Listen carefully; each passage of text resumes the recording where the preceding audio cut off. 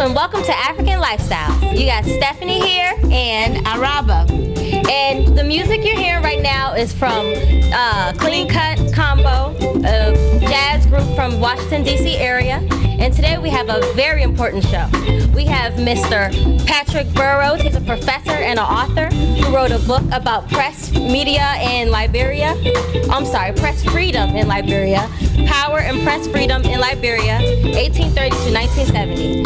Please stay in your seats. We'll be right back.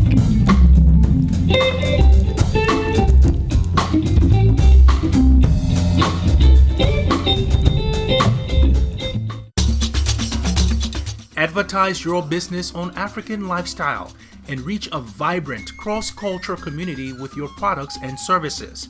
For more information, call 703-896-6212 or visit us on the web at africanlifestyletv.com. African Lifestyles, where business and community come together.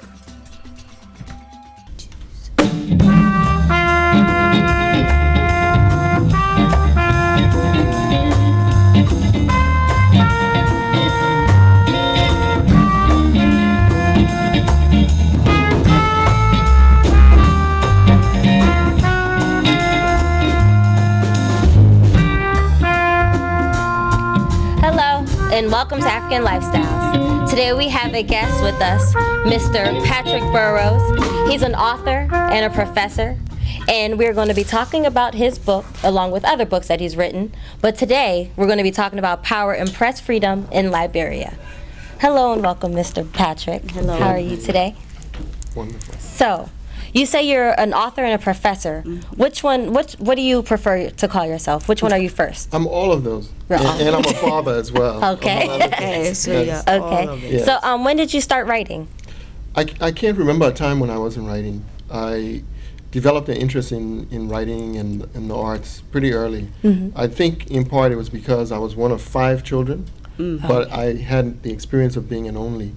Because the 2 older ones were close in age and close in activities. Right. The 2 younger ones were similar, Uh-huh. and I was somewhere in the middle, separated yourself. from the So the you 2 did groups. your stuff. So I did my thing, and I drew, and I wrote, and so forth. Okay. And early on, I started writing poetry and At some what age? essays and what have you. I remember in high school, at least in high school, I started getting published. Wait, And, over here or in Africa? Oh, I was born in Liberia. Okay. In fact, I think one of the things that led me to kind of reflect and write was the environment I grew up in. It just stimulated, an interest in kind of recording what I had experienced. Right. I grew up under what is called a cotton tree in West Africa. Yeah, yeah. Silk cotton, huge. It's like a landmark. Okay. People could tell you, if you're traveling, look for that tree. It would be there for hundreds of years. Oh, okay. And then surrounding that were all of these fruit trees, mangoes, and soursop and what have Yummy. you. Love it. And so that sort of experience I think stimulated my interest in sort of writing and describing some of what I had experienced. But by high school I was getting published, Oh, that's and it led good. me to an interest in a career in journalism. Oh, okay. What was your first book that you wrote?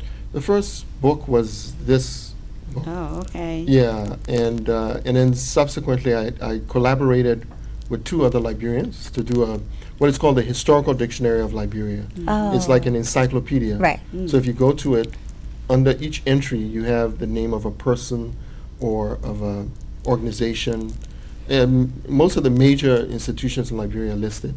So it's a quick guide to the history of Liberia. This book or the other book? The Historical Dictionary of Okay, Liberia. so it's actually called Historical Dictionary of Liberia. Yeah. Okay. You don't have it here.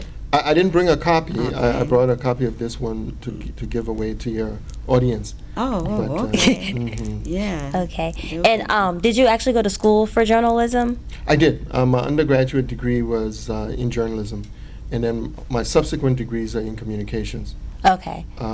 Along the way, I figured out I was really interested in the history of communications, and so I began to focus more in that regard. And what are you like? What do you teach? What are you? I teach at Penn State University, and my courses are media studies courses.